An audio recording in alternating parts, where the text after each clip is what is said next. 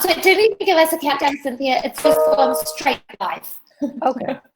I can roll with it. Okay, good. We're just rolling with our technology. So I'm super excited. Cynthia Thurlow with me today. She is a nurse practitioner and a fasting expert.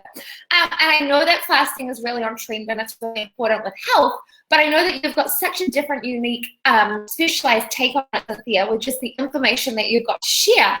So I was really excited when you agreed to let me interview today just to talk about this with my audience. Yeah, so excited to be here. And it's amazing with the, amazing capabilities of technology. You can be in New Zealand and I can be in the US and we can have this conversation. I know, isn't it? It's pretty exciting and it's pretty special. So, Cynthia, what first got you into fasting, or when did you start learning about intermittent fasting? Was it because of your work with your clients, the personal journey? What brought you into this route, I guess? Well, I think, the irony is that in probably 5 years ago, 3 women in my life just each individually brought up the concept of intermittent fasting with me. And I took it as kind of divine inspiration that it was time for me to not think of it as something that was really weird and to try it out. And so in my typical fashion, I had to read about it. I had to, buy a great book by Jason Fung. He's considered to be kind of the foremost modern day expert on intermittent fasting. Bought his book and then dove right in and started to see some significant benefits so quickly. And I think that people are drawn to it out of curiosity because people want to lose weight. But, for me, what I found was I had so much mental clarity and I had so much more energy. And I've never been a big breakfast person anyway. And so for me, it was like, I was like a duck to water. I started doing it. I loved it. Started talking about it with my clients and patients, started telling my friends and family about it. And so I think it started, from personal discovery and then just feeling much more comfortable, especially as someone who's traditionally Western medicine trained. Okay, I did the research, I'm an N of 1. And then it, became an N of several hundred and then several thousand of people that have really been positively impacted, just in my own kind of zone of expertise. But I also feel like in so many ways, Western medicine has become very focused on pills as a means of addressing all symptoms. And I am actually a huge advocate of Western medicine. I want to be very clear about that. There are absolutely specific instances where we need, modern day technology and Western medicine to deal with emergencies and urgencies and surgeries, et cetera. But we really don't do a great job with preventative care and chronic disease management. And so because we've gotten very pill focused, we've also conditioned people to believe that they need a potion or a powder or some type of gimmick to get healthier. And so that's what I love about intermittent fasting is it's something that's free and flexible. So it's something that people can do without having to ascribe to buying another protein bag of crap or some other entity that's out there. They can actually use these strategies throughout their lifetime. And it's something they can do that's very healthy for their bodies. And when you say intermittent fasting, are you talking about days of not eating? Are you talking about hours of not eating? Like, what is it for you and the people that you really work with? Yeah, I mean, and I think what people are most familiar with is it's hours, it's blocks of time that you're not eating. And it could be 16 hours, 18 hours, 20 hours, 15 hours, 14 hours. And then there are longer fasts, and I think of them very differently. I think it's sustainable for people to do, let's say 16 hours of fasting most days out of the week. I think it's reasonable and feasible when people have gotten, the training wheels have been taken off and they're able to do intermittent fasting and they're fully fat adapted. It's completely reasonable for them to undertake longer fasts. Longer fasts actually are more mindset than anything else. It's the mental aspects of prolonged fasting that can be challenging. But I do believe that fasting to some degree is something that we can incorporate into our lives pretty readily. I 100% agree with you. And so there's a lot of talk about fasting from weight loss perspective, and that's why a lot of people buy into it and a lot of people want to do it and they want to lose weight straight away. But what I love about you is with your medical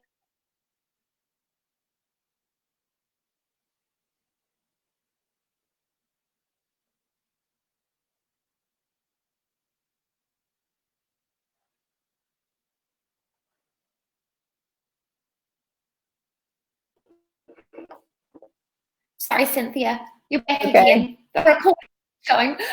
So you've obviously started from a medical point of view as well. So it's not just the benefits of weight loss. A key thing that I don't think is really publicized, like it's not the sexy reason to be doing fasting. It's something that you've really written about, you've researched a lot about, and you're a real expert in, and that is autophagy.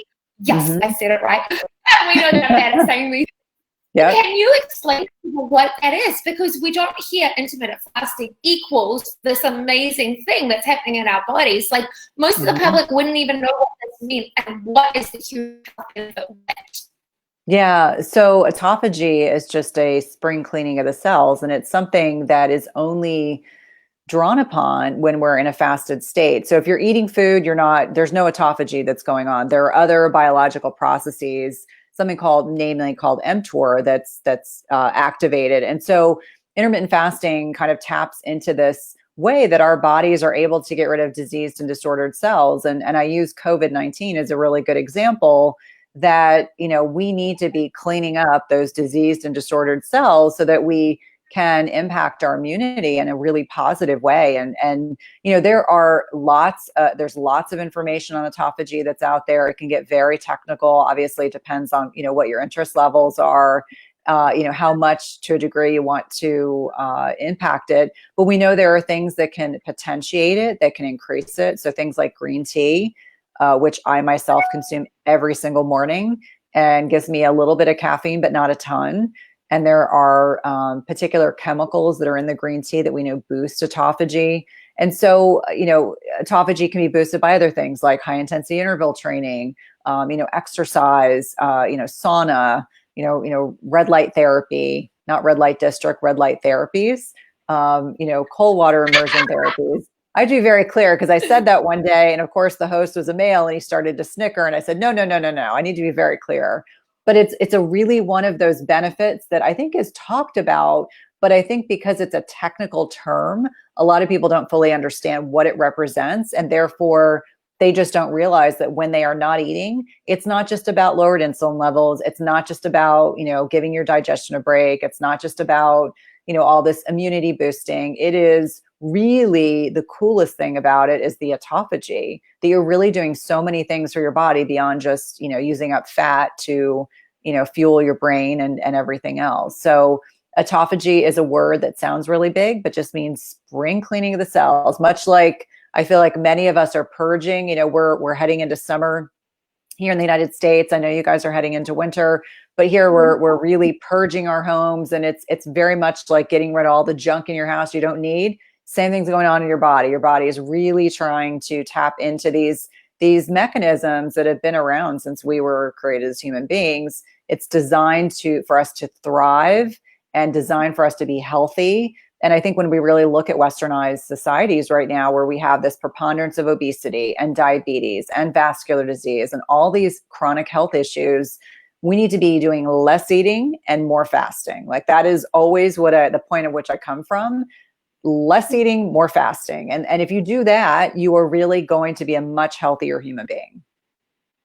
So from a autophagy point of view, to get the benefits of it, is there a certain amount of time that you need to be fasting each day? Or is it a daily thing? Is it an hourly thing? Like, what are the benefits? Like if you fast for, 14 hours, are you going to get that impact? Or the more you fast, is it the more longer you have to go to get the benefits from it?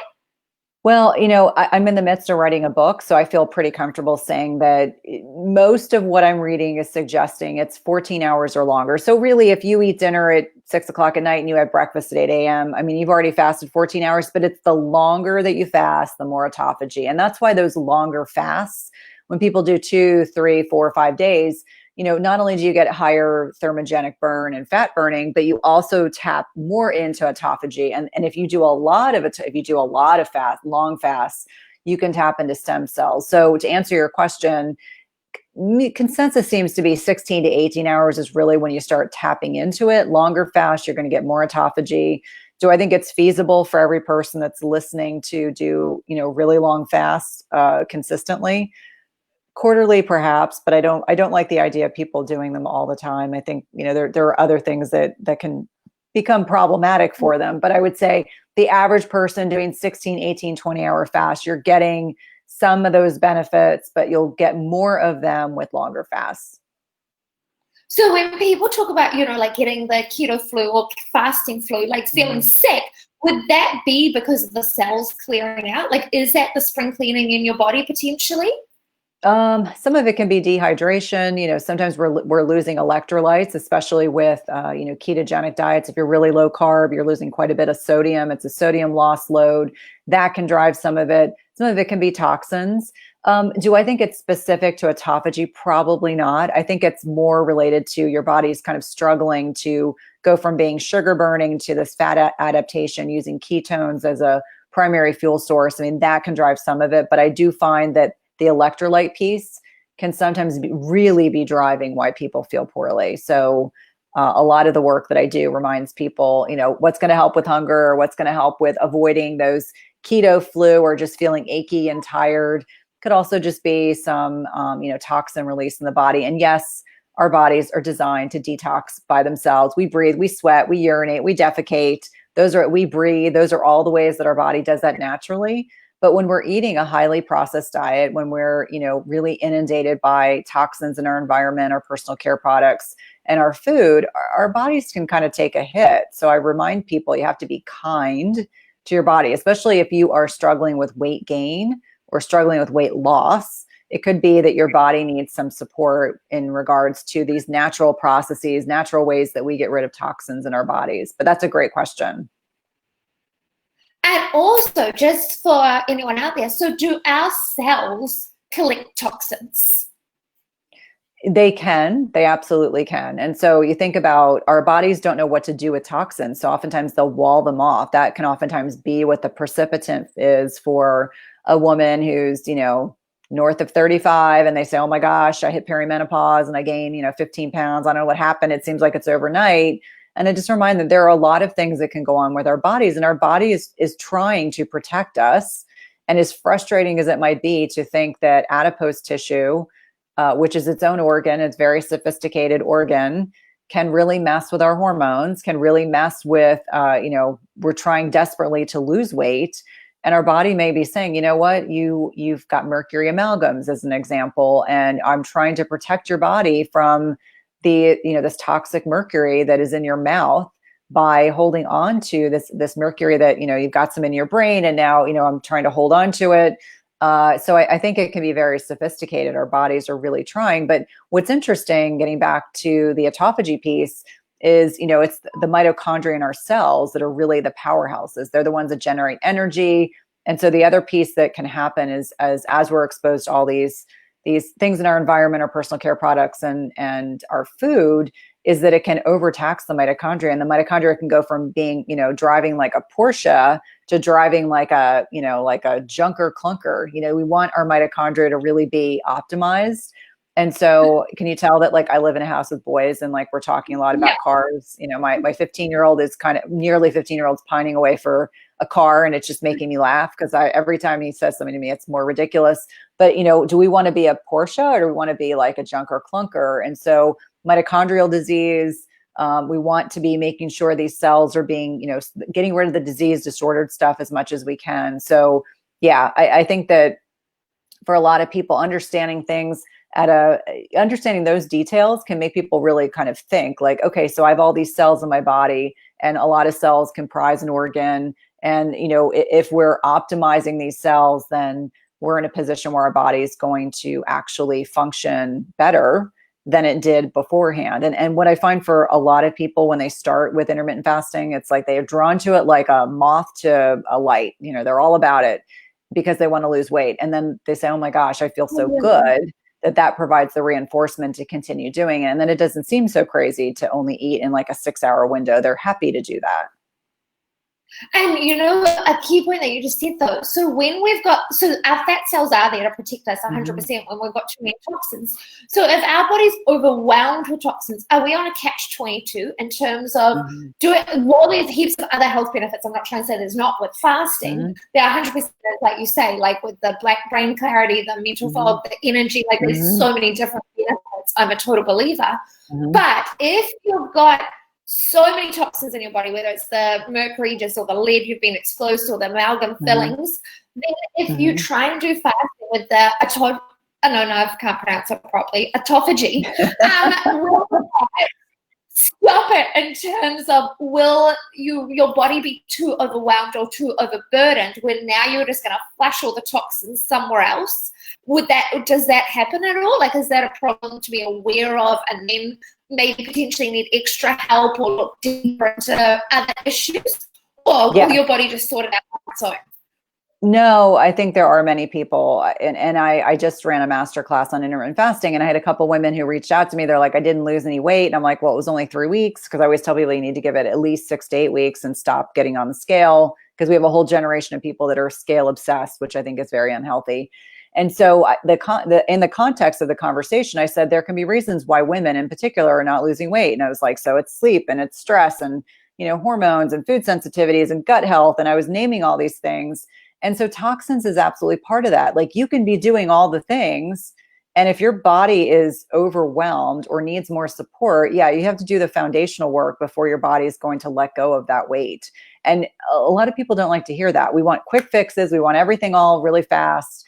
And so I remind people that it's a race. It's not a race. It's a journey. And I always say slow and steady. So yes, there are some people who have to dive into underlying food sensitivities, or their sleep quality is crappy. And that's so common for women, especially as they start getting older. They just kind of think it's normal for them to have really poor quality sleep, where they wake up multiple times, or they're sweating at night, or they think it's normal to have tons and tons of stress, and then they're not meditating, or they're not really making an effort to find solutions for de-stressing themselves. And let's be honest, I think everyone has tried to have to up their game this year. This game has been like one thing after another. This whole year has really been a challenge for so many people. So I think that there are definitely people that will get results without having to do extra work. I always say women of a certain age, women that are perimenopause, the 5 to 7 years preceding menopause or menopause age, may require a little more finesse. Or if someone's coming from like a really, really crappy processed, highly processed standard American diet, as an example, someone who doesn't exercise, who has really poor sleep quality, maybe they smoke, it may take longer because they just have so much to clean up.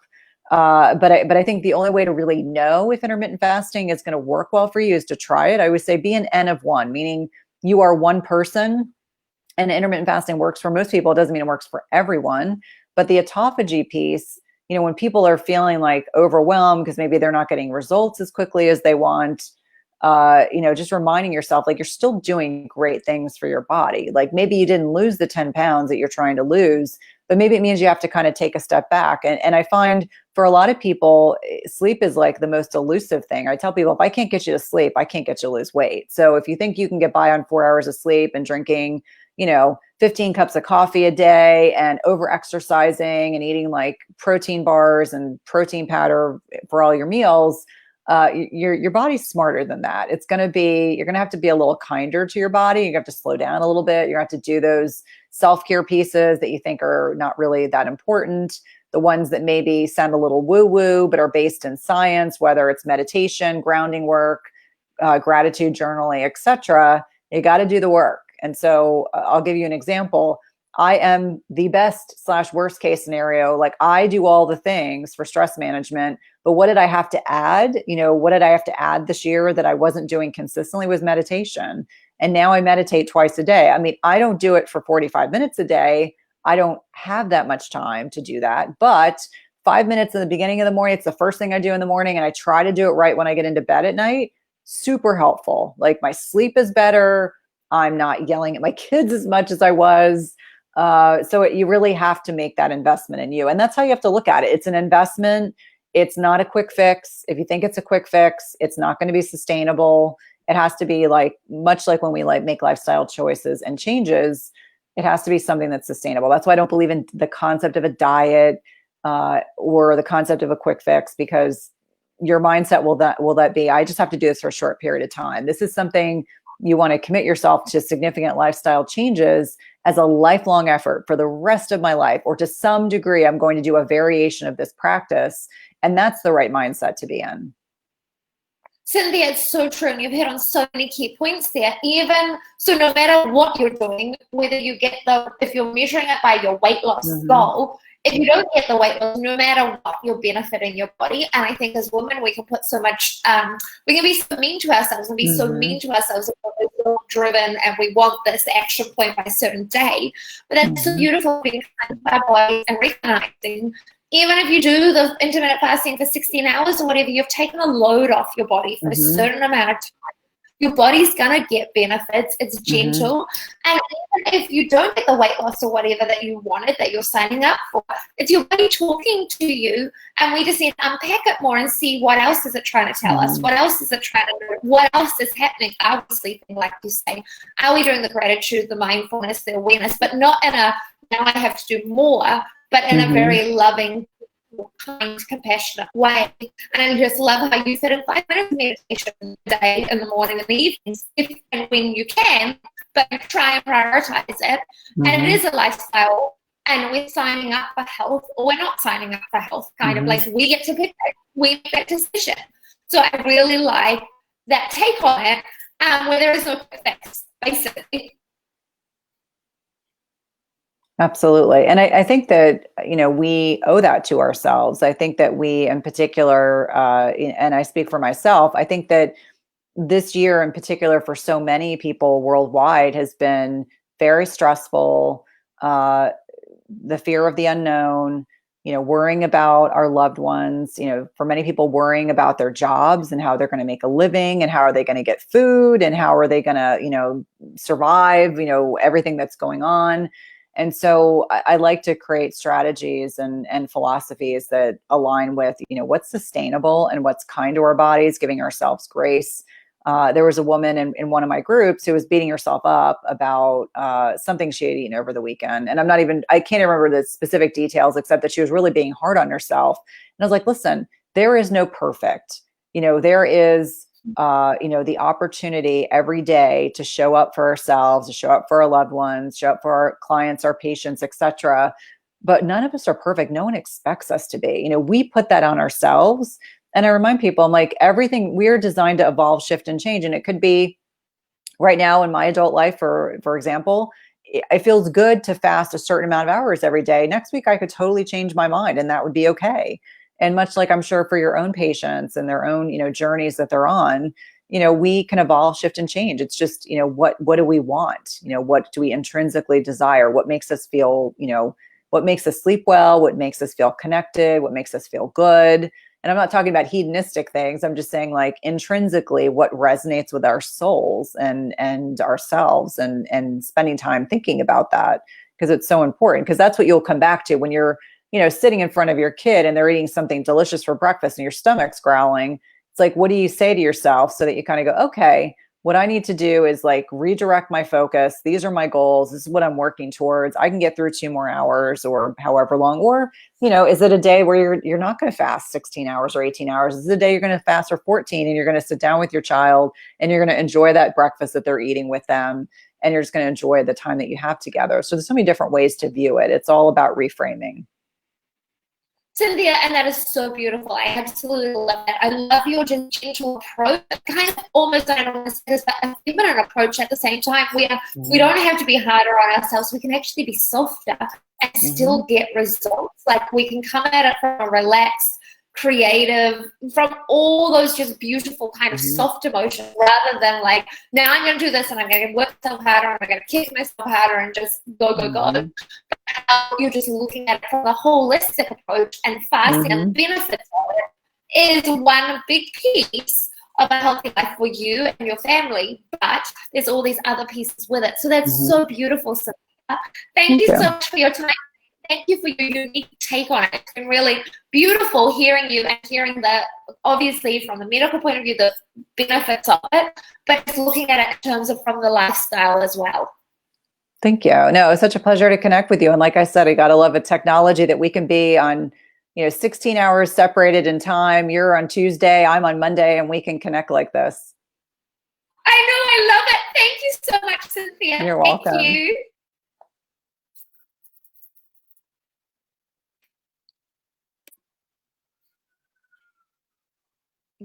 I think it stopped. It says in stream. Yeah, so I don't think it's quite, it's still